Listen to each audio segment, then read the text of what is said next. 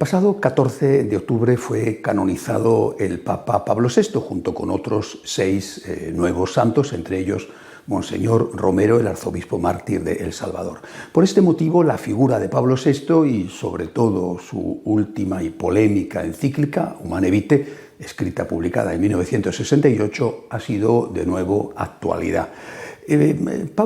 San Pablo VI sucedió a San Juan XXIII en el año 1963. Justo el Concilio Vaticano II, convocado por Juan XXIII, acababa de comenzar, había celebrado su primera sesión, todavía no la segunda, que se celebró de octubre a diciembre del año 64. Es decir, a Pablo VI le tocó la dificilísima tarea de continuar el concilio, clausurarlo, aprobar sus documentos y especialmente ponerlo en práctica, dictar las medidas pertinentes para que aquello que había sido aprobado se pusiera en práctica y no solamente la reforma litúrgica. Una tarea realmente dificilísima. Pero Pablo VI la acometió con verdadera decisión. Es interesante fijarse en cómo fueron sus primeros años de gobierno y cómo fueron sus últimos años de gobierno. Por ejemplo, a través de las encíclicas que publicó. Elegido en 1963, en apenas unos meses, 1964, publica ya su primera encíclica, la encíclica, como suele suceder, que se considera programática de su pontificado. Una encíclica dedicada al diálogo, la Ecclesiam Suam, sobre la Iglesia. Él ya estaba viendo en el concilio, aún no se había clausurado, se clausuró en el año 65, él ya estaba viendo las enormes tensiones que había y por eso habla desde el principio del diálogo como la forma de mantener la Iglesia unida y evitar la confrontación. Publicó desde el año 64, que publica la primera, al año 68, que publica la última, la Humane Vitae, publicó 7 encíclicas. 2 las dedicó a la Santísima Virgen, una a la Eucaristía, otra a defender el celibato sacerdotal y luego una encíclica social que fue la Populorum Progressio. En 5 años, 7 encíclicas. Y sin embargo, a partir del 68 ya no publica ninguna. Y murió en 1978. Es decir, en los primeros años su labor magisterial fue intensa y de repente se paró. Posiblemente, nunca se podrá saber exactamente por qué, posiblemente por el rechazo que experimentó esa encíclica, la última que publicó, la Humane Vitae, la soledad que él experimentó, la falta de apoyo de una parte importante del episcopado. Eso seguramente también le llevó a replantearse si su oferta de diálogo, si su planteamiento dialogante estaba siendo utilizado por algunos para introducir dentro de la Iglesia un veneno que iba más pronto o más tarde a hacer un enorme daño o a herir gravísimamente a la Iglesia. No creo que sea casualidad que 5 años después de la Humane Vitae, 1973, todavía faltaban 5 años para su muerte, aunque lógicamente él no sabía cuándo le iba a llegar la hora, pero en un momento tan solemne como la celebración de la fiesta de San Pedro y San Pablo en el Vaticano, pronuncia esa homilía que resulta inolvidable, cuando dice: por alguna grieta el humo de Satanás ha entrado en el templo de Dios. Una frase que, escrita y pronunciada, no puede ser fruto de un acaloramiento y de una improvisación. Y sobre todo porque a continuación el propio Papa escribe y dice que el tiempo presente habla de entonces. Imagínense lo que podríamos decir de ahora, se caracteriza por las dudas, la incertidumbre, la problemática, la confusión, los enfrentamientos. Y más adelante, en esa misma homilía del día 29 de junio del año 1973, quejándose de las deserciones y del secularismo, de la laicización que estaba entrando a chorros dentro de la Iglesia. Pensemos, por ejemplo, la gran cantidad de sacerdotes religiosos y religiosas que se secularizaron en esos años, especialmente en España, pero desde luego no solo en España. Lleva al Papa a decir en esa misma homilía: hemos perdido los hábitos religiosos. Seguramente se refería a las costumbres religiosas, pero también a los hábitos que llevaban los religiosos. Dice, hemos perdido muchas otras manifestaciones exteriores de la vida religiosa. Repito, las costumbres religiosas, pero también la forma de vestir de los religiosos. Es decir, hay un momento en el cual Pablo VI, ilusionado, pone en marcha, clausura el Concilio Vaticano II y pone en marcha el concilio. Hay un momento en que empieza a retraerse. ¿Qué es lo que pasa ahí?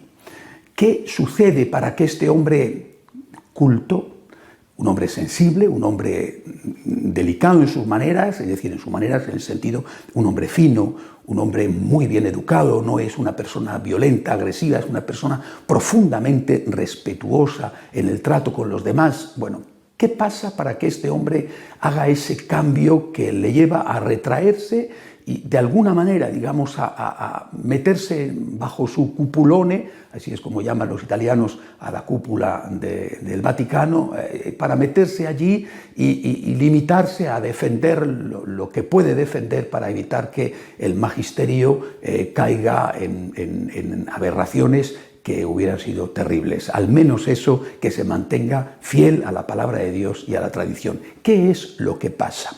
Hay que entender el Concilio Vaticano II para entender lo que pasó, lo que sigue pasando. El Concilio Vaticano II, convocado por Juan XXIII, y para sorpresa de los convocantes, se encuentra pronto dominado por una minoría que se convierte en mayoría, es decir, una minoría muy bien preparada, una minoría liberal, una minoría progresista, que se convierte en mayoría porque arrastra a la mayoría de los obispos. Llegado al solio pontificio, llegado a la vicaría de Cristo, el Papa Pablo VI se da cuenta de la gravedad de esto y se dedica a intentar frenar esa mayoría. Era una minoría de élite intelectual, pero que arrastraba a la mayoría de los obispos del mundo para evitar que se aprobaran documentos que no podían ser aprobados porque iban en contra de la palabra o por lo menos en contra de la tradición. Y les hace saber repetidamente que si esos documentos, tal y como estaban siendo elaborados, se aprobaban, él no los iba a firmar. Se produce entonces un diálogo entre la mayoría de obispos y el Papa. Y el Papa consigue que determinados documentos moderen sus planteamientos. A cambio, cede en todo lo que puede ceder, precisamente para no ceder en aquello en lo cual no podía y no debía ceder. Y así surgen los documentos del Concilio Vaticano II. Son documentos firmados por el Papa, son por lo tanto magisterio de la Iglesia y son el fruto de un consenso, es decir, de un diálogo y de un acuerdo entre una mayoría episcopal y el Papa Pablo VI, que tenía también un nutrido grupo de obispos, por supuesto, que le apoyaban. Así surge el Concilio Vaticano II. Pero es que inmediatamente después del Concilio Vaticano II, la letra del concilio, los documentos del concilio empiezan a ser olvidados, arrumbados, y no digo criticados, pero sí dejados de lado. Y son dejados de lado precisamente por aquellos que no se les caía de la boca la palabra Concilio Vaticano II. Es decir, los que más hablaban del concilio eran los que menos querían aplicar el concilio. ¿Por qué? Porque ellos estaban en otra cosa, en lo que pronto se denominó el espíritu del concilio. El espíritu del concilio era una nube, era una teoría evanescente, no concretada, imposible de concretar en una teoría escrita que después pudiera ser aplicada formalmente, pero en nombre de la cual, en nombre del espíritu del concilio, de esa teoría evanescente, se hacían los mayores desmanes litúrgicos, morales e incluso dogmáticos. Todo el mundo apelaba, muchos apelaban al espíritu del concilio, no a los documentos del concilio, que es a lo que había que apelar, sino al espíritu del concilio, un espíritu del concilio que era claramente en ruptura con la tradición e incluso con la palabra de Dios. Esa continuidad que siempre quiso el Papa Pablo VI y que se consigue en el Concilio Vaticano II, ese ceder para no romper en aquello que se puede ceder, pero no ceder en lo que no se debe ceder, eso desaparece con la aplicación por parte de muchos del concilio en lo que se llama el espíritu del concilio. Es este espíritu del concilio el que aparentaba y parecía que estaba gobernando la Iglesia con un papa, repito, que desde el año 68 deja de escribir encíclicas, que en el año 73 dice el humo del infierno ha entrado dentro de la Iglesia y que hace una resistencia numantina para que al menos el magisterio del Vaticano sea fiel a la tradición. Cuando muere Pablo VI, después del mes de duración del pontificado de Juan Pablo I, llega Juan Pablo II y después el Papa Benedicto XVI. Y ahí da la impresión de que el espíritu del concilio le ha llegado su última hora. Juan Pablo II aplica el Concilio Vaticano II y Benedicto XVI exactamente igual. Y lo aplican ambos, Benedicto XVI lo dice clara y abiertamente, lo aplican en continuidad con todo el magisterio anterior y con la palabra de Dios, como tiene que ser. Hay que aplicarlo en continuidad y no en ruptura. No puede ser que en el año 1965, final del Concilio Vaticano II, empiece otra iglesia. Hay una iglesia desde Nuestro Señor hasta el 65 y hay otra iglesia a partir de ese momento. Si eso fuera así, simplemente la iglesia que surge desde ese momento ya no sería la iglesia católica, apostólica, una y romana. Tiene que ser el concilio aplicado en continuidad. Pues bien, dio la impresión de que durante el largo pontificado de San Juan Pablo II y el más breve de Benedicto XVI, ese espíritu del concilio estaba llamado a desaparecer. No fue así. Se camufló. Logró pasar más o menos desapercibido, aunque se siguieron haciendo muchas barbaridades, pero ya no tantas, en nombre del espíritu del concilio. Se camufló. Las personas que comulgaban con eso se cambiaron fácilmente la chaqueta y parecieron los mayores entusiastas y defensores y leales colaboradores de los dos papas, San Juan Pablo II y Pablo VI, hasta que en nuestros días el espíritu del concilio ha vuelto a resurgir con toda su fuerza, incluso con más fuerza que antes. Algunos piensan que estamos en una época de confusión. En ciertos aspectos es así, pero en otros no, porque creo que hoy hay más claridad que nunca. Hoy se sabe quién es quién y dónde está cada uno. ¿Quién está de verdad con el Concilio Vaticano II?